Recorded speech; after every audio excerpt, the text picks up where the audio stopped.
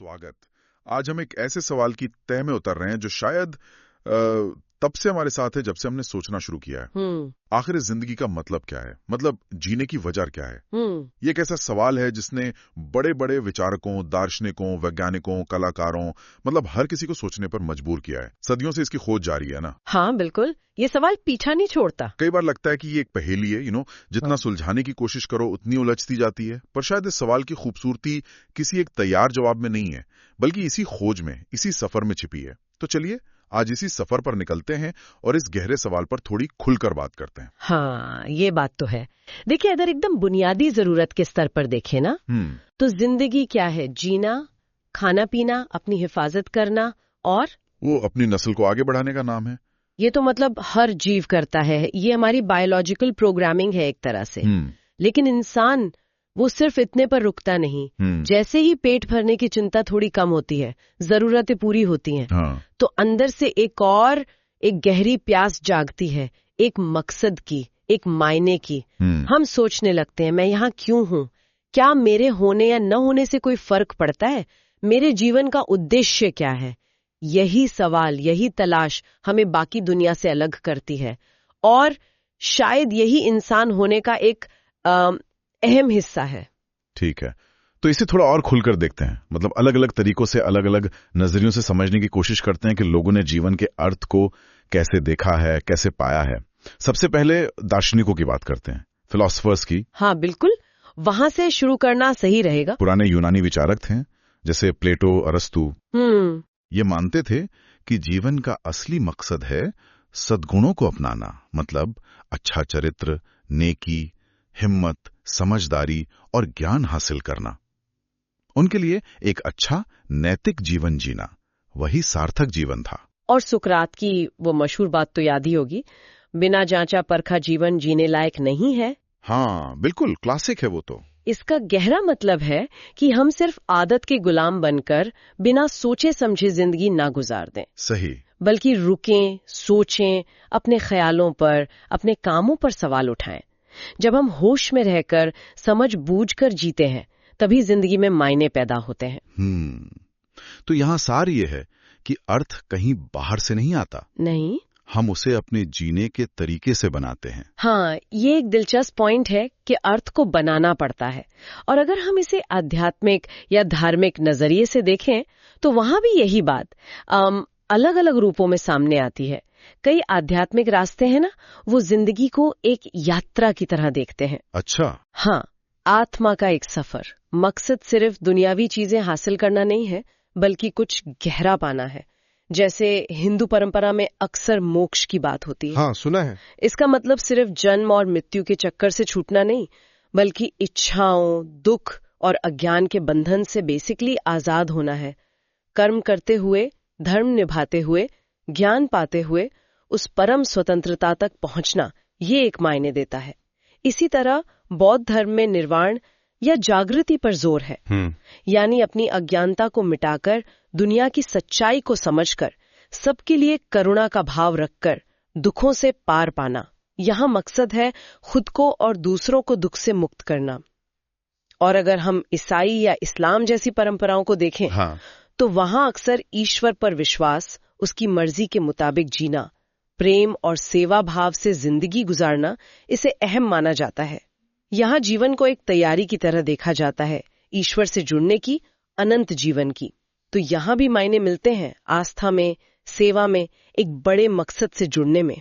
ये तो हुए दर्शन और अध्यात्म के रास्ते। लेकिन आज के जमाने में विज्ञान का भी अपना एक अहम नजरिया है। उसे कैसे देखें? अगर हम सिर्फ जीव विज्ञान, मतलब बायोलॉजी के नजरिए से देखें, तो जैसा आपने शुरू में कहा था, जिंदगी का पहला मकसद लगता है अपने जीन्स, हमारे बायोलॉजिकल गुण को अगली पीढ़ी तक पहुंचाना। हाँ, वो तो है। संतान पैदा करना ताकि जीवन चलता रहे। हाँ, लेकिन ये तस्वीर अधूरी है। ये जैविक जरूरत तो है, पर इंसान सिर्फ इसी से नहीं चलता। विज्ञान भी मानता है कि हमारे अंदर सोचने, समझने, कल्पना करने की जबरदस्त क्षमता है। हम सिर्फ जीन्स के गुलाम नहीं हैं। हम अपने लिए उद्देश्य चुन सकते हैं, बना सकते हैं। बिल्कुल। और यहीं पर मशहूर खगोल शास्त्री कार्ल सागन की वो बात याद आती है, हम ब्रह्मांड का खुद को जानने का एक तरीका है। वाह, क्या बात है। कितना कैलफ ख्याल है। इसका मतलब है कि शायद हमारी जिज्ञासा, हमारी सीखने की इच्छा, हमारी खोज करने की लगन, यही अपने आप में एक मकसद है। इस विशाल ब्रह्मांड को समझना, उसके रहस्यों को खोलना, ज्ञान का दायरा बढ़ाते जाना, शायद यही हमारे होने का एक मतलब हो सकता है।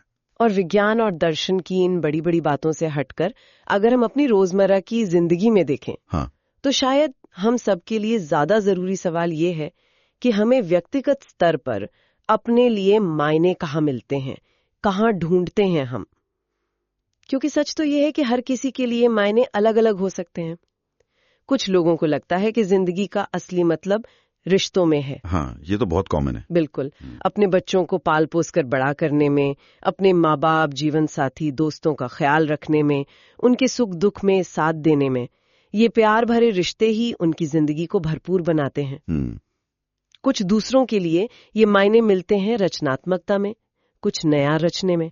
जैसे कोई लेखक कहानी लिखकर, कोई चित्रकार तस्वीर बनाकर, कोई संगीतकार धुन बनाकर, या कोई वैज्ञानिक कुछ नया आविष्कार करके। उन्हें लगता है कि उन्होंने दुनिया को कुछ दिया है, कुछ ऐसा बनाया है जो उनके बाद भी रहेगा। इस बनाने की प्रक्रिया में ही उन्हें सार्थकता मिलती है। और फिर कुछ लोग ऐसे भी हैं जिन्हें दूसरों की सेवा करने में, समाज के लिए कुछ करने में जिंदगी का मकसद नजर आता है। हाँ, सेवा भाव। हाँ, किसी जरूरतमंद की मदद करना, किसी बीमार का इलाज करना, बच्चों को पढ़ाना, पर्यावरण को बचाना। जब वो देखते हैं कि उनके काम से किसी और की जिंदगी बेहतर हो रही है, तो उन्हें अपने होने का मतलब समझ आता है। यहाँ एक बहुत ही खूबसूरत सोच, एक अलग नजरिया सामने आता है। जिंदगी को एक बहुत बड़ी, एक शानदार सिम्फनी, मतलब संगीत रचना की तरह देखने का। सिम्फनी? हाँ। अच्छा, कैसे? सोचिए, इस दुनिया की सिम्फनी में हम सब एक एक सुर की तरह हैं, एक म्यूजिकल नोट। अकेले में शायद एक सुर बहुत छोटा लगे, मामूली लगे, लेकिन जब सारे सुर, अरबों खरबों सुर एक साथ मिलते हैं, एक लय में बजते हैं, तो एक अद्भुत संगीत पैदा होता है, एक हार्मनी बनती है। तो इस नजरिए से देखें तो जिंदगी का मतलब सिर्फ ये नहीं कि हमने अपने लिए क्या पाया, क्या हासिल किया, बल्कि ये भी है कि हमारा होना, हमारा हर छोटा बड़ा काम दुनिया के इस महान संगीत में अपना कौन सा सुर मिला रहा है। किसी अजनबी को देखकर मुस्कुरा देना, किसी गिरेवे को उठा देना, किसी बच्चे को प्यार से कुछ सिखा देना, ईमानदारी से अपना काम करना, चुपचाप किसी की मदद कर देना जिसका शायद किसी को पता भी ना चले, ये सब उस सिम्फनी के अनगिनत सुर हैं। बिल्कुल। इनके बिना वो संगीत अधूरा है, फीका है। ये सोचने का तरीका हमें अपने छोटे छोटे कामों का भी महत्व समझने में मदद करता है ना? हाँ, ये बहुत सुंदर पर्सपेक्टिव है। और यहीं पर एक दिलचस्प बात और सामने आती है, जिसे हम विरोधाभास या वो पैराडॉक्स कह सकते हैं। पैराडॉक्स? वो क्या? वो ये कि हो सकता है जिंदगी का कोई एक सबके लिए एक जैसा ऊपर से तय किया हुआ मतलब हो ही ना। अच्छा, मतलब कोई यूनिवर्सल जवाब नहीं है? शायद नहीं, कोई एक रेडीमेड जवाब शायद मौजूद ही नहीं है। लेकिन कमाल की बात यह है कि यही खालीपन, यही अनिश्चितता हमें आजादी देती है अपनी जिंदगी के मायने खुद गढ़ने की, खुद बनाने की। कोई इसे अध्यात्म में खोजता है, कोई विज्ञान में, कोई कला में, कोई रिश्तों में, कोई समाज सेवा में, और कोई शायद इन सब के मिश्रण में। जैसे हर इंसान का चेहरा, हर इंसान की उंगलियों के निशान अलग होते हैं, हाँ। वैसे ही शायद हर किसी के लिए जिंदगी के मायने भी अनोखे होते हैं, बिल्कुल निजी, पर्सनल। और मजे की बात यह है कि ये खोज, ये तलाश अपने आप में बहुत व्यक्तिगत बन जाती है। आपका रास्ता शायद मेरा ना हो, और मेरा रास्ता शायद किसी और का ना हो, और यही इसकी खूबसूरती है। कोई एक सही तरीका नहीं है, बल्कि अनगिनत रास्ते हैं मायने ढूंढने के। तो फिर सवाल ये उठता है कि अगर मायने खुद बनाने हैं, तो कोई इन्हें बनाए कैसे? अपनी जिंदगी में ये सार्थकता, ये मकसद ढूंढे कैसे? क्या इसके कुछ व्यवहारिक, मतलब प्रैक्टिकल तरीके हैं जिन पर हम सब सोच सकते हैं? हाँ, बिल्कुल है। कुछ चीजें हैं जो मदद कर सकती हैं। पहला कदम हो सकता है आत्मचिंतन, यानी खुद के अंदर झांकना। अपने आप से पूछिए, ऐसे कौन से काम हैं जिन्हें करते हुए मुझे वक्त का पता ही नहीं चलता? मैं किन चीजों में इतना डूब जाता हूं कि बाकी सब भूल जाता हूं?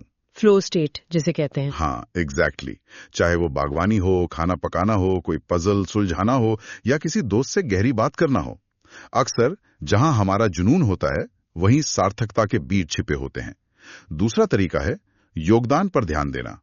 सोचिए, कि आपके होने से, आपके कामों से किसी और की जिंदगी में क्या फर्क पड़ रहा है। ये जरूरी है। हाँ, जरूरी नहीं कि ये कोई बहुत बड़ा काम हो। अपने परिवार की देखभाल करना, अपने काम की जगह पर किसी की मदद कर देना, किसी को हौसला देना। जब हमें लगता है कि हम किसी के लिए उपयोगी हैं, तो हमें अपने होने का मकसद महसूस होता है। जरा सोचिए उस पल के बारे में, जब आपने किसी की मदद की और आपको अंदर से कितनी गहरी खुशी महसूस हुई। सही बात है, वो कनेक्शन महसूस होता है। तीसरा रास्ता है विकास, यानी लगातार सीखते रहना और आगे बढ़ते रहना। जिंदगी में मुश्किलें आती हैं, हम असफल भी होते हैं, सफल भी होते हैं। इन सबको एक सबक की तरह देखना, इनसे सीखकर खुद को बेहतर बनाने की कोशिश करना, ये सफर ही जिंदगी को मायने देता है। जब हम महसूस करते हैं कि हम कल से आज कुछ बेहतर बने हैं, तो जिंदगी सार्थक लगती है। हाँ, ग्रोथ माइंडसेट। और चौथा, जो शायद सबसे आसान लेकिन सबसे जरूरी है, वो है कृतज्ञता, यानी शुक्रगुजार होना। ग्रैटिट्यूड। हाँ, जिंदगी के मायने अक्सर बड़ी बड़ी उपलब्धियों में नहीं, बल्कि रोजमर्रा की छोटी छोटी चीजों में छुपे होते हैं। सुबह की पहली चाय, खिड़की से आती धूप, बच्चों की हंसी, किसी अपने का साथ, सेहत का ठीक होना। इन नियामतों को पहचानना और इनके लिए दिल से शुक्रगुजार होना हमें जिंदगी की कीमत का एहसास कराता है। और अगर हम इसे थोड़ा और बड़े फलक पर रखकर देखें, तो ये समझना जरूरी है कि जिंदगी का मतलब कोई ऐसी मंजिल नहीं है कि एक दिन हम वहां पहुंच जाएंगे और हमारी तलाश खत्म हो जाएगी। अच्छा। हाँ, कि हाँ अब मुझे जीवन का अर्थ मिल गया, ऐसा नहीं होता। बल्कि ये एक लगातार चलने वाली प्रक्रिया है, जो हमारे साथ साथ बदलती रहती है, विकसित होती रहती है। हो सकता है जो चीज आपको 20 साल की उम्र में मायने देती थी, वो 40 या 60 की उम्र में उतनी अहम न लगे। जिंदगी के हर पड़ाव पर मायने बदल सकते हैं, और ये बिल्कुल नॉर्मल है, स्वाभाविक है। तो शायद सवाल ये पूछने से ज्यादा जरूरी कि जिंदगी का परम अर्थ क्या है, ये पूछना है कि मैं आज इसी पल अपनी जिंदगी को क्या मायने दे सकता हूँ। मैं आज ऐसा क्या कर सकता हूँ जिससे मुझे लगे कि हाँ, मेरा आज का दिन सार्थक रहा। मतलब रोज का हिसाब। हाँ, बिल्कुल। जिंदगी को एक खाली कैनवस की तरह सोचिए जो हमें मिला है। अब ये हमारे हाथ में है कि हम इस पर कौन से रंग भरते हैं। कोई इसे प्यार और रिश्तों के रंगों से सजाता है, कोई ज्ञान और खोज के रंगों से, कोई सेवा और करुणा के रंगों से, कोई कला और रचनात्मकता के रंगों से। हर किसी की पेंटिंग अलग होगी, अनोखी होगी। कोई पेंटिंग दूसरों से बेहतर या कमतर नहीं है। हर पेंटिंग अपने आप में पूरी है, मूल्यवान है, खूबसूरत है। तो कुल मिलाकर आज की इस बातचीत से जो बात उभर कर आ रही है, वो ये है कि जिंदगी का मतलब शायद कोई ऐसी चीज नहीं है जो कहीं बाहर तैयार रखी है और हमें उसे बस ढूंढ लेना है। हाँ। बल्कि ये कुछ ऐसा है जिसे हमें हर रोज अपने कामों से, अपनी सोच से, अपने रिश्तों से खुद बनाना पड़ता है, रचना पड़ता है। हमने देखा कि दर्शन, अध्यात्म, विज्ञान, व्यक्तिगत अनुभव, ये सब अलग अलग इशारे करते हैं, अलग अलग रास्ते सुझाते हैं। लेकिन आखिर में चुनाव हमारा है। हमें ही तय करना है कि हम कौन सा रास्ता चुनते हैं, कौन से रंगों का इस्तेमाल करते हैं और अपने जिंदगी के कैनवास पर कौन सी तस्वीर बनाते हैं। और ये सारी बातें एक बहुत अहम सवाल पर लाके खड़ा कर देती हैं, जिस पे शायद हम सभी को अकेले में सोचने की जरूरत है। क्या सवाल? क्या ऐसा हो सकता है कि ये जो तलाश है, ये जो बेचैनी है मायने ढूंढने की, ये जो सवाल बार बार हमारे मन में उठता है कि जीवन का अर्थ क्या है, ये सवाल पूछना ही अपने आप में एक सार्थक जीवन जीने का सबसे बुनियादी हिस्सा हो।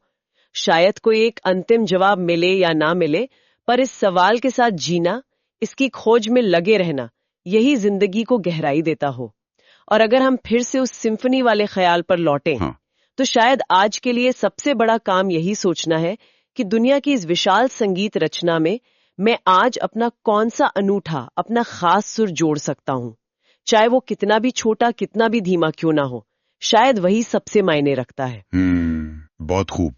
ये सोचने वाली बात है।